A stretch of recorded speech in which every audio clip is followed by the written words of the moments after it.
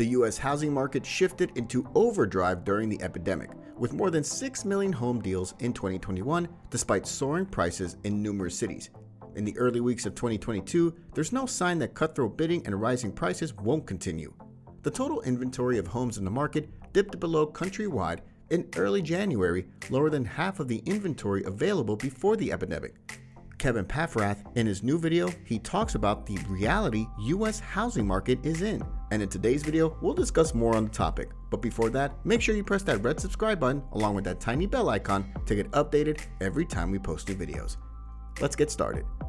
Kevin Paffrath is a YouTube influencer with 1.7 million subscribers on YouTube channel Meet Kevin. Most days, he live streams on the platform for several hours, talking about the stock market and doling out investing advice in a rapid-fire, self-deprecating manner. He banters with commenters, hams it up with silly British accents, and sips coffee in front of a wall in his home studio hung with brightly colored cartoon posters and a turquoise electric guitar. In addition to the live streams, he made hundreds of vids on a range of investment advice subjects.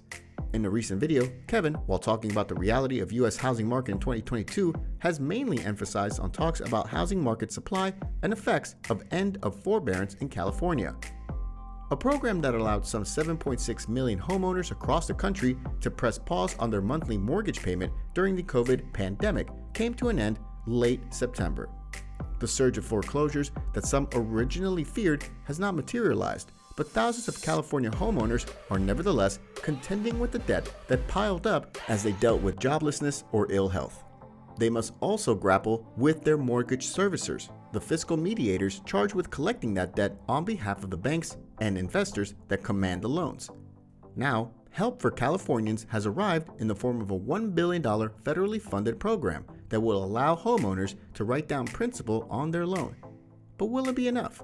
The recently rolled out California Mortgage Relief Action, the third in the country to launch, is anticipated to help borrowers pay off mortgage debt.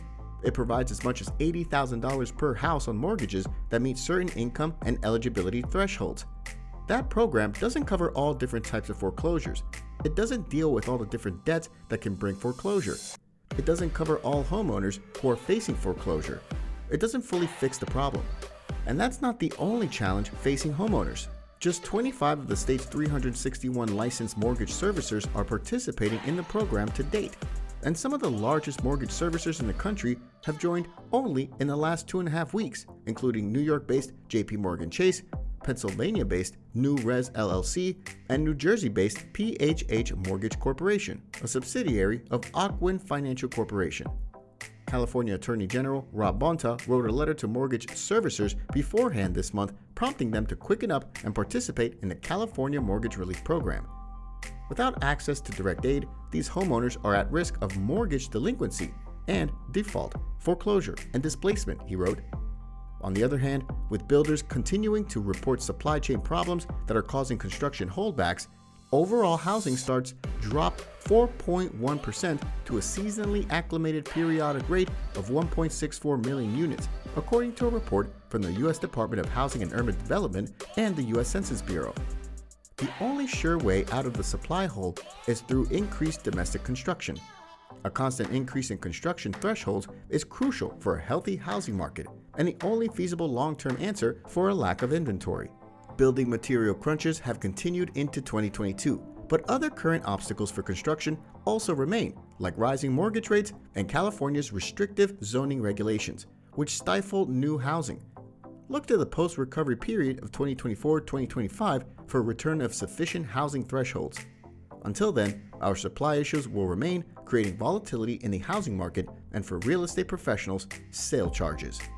So that's all for today's video. Let us know your views in the comment section below, and don't forget to like this video before leaving. Thanks for watching.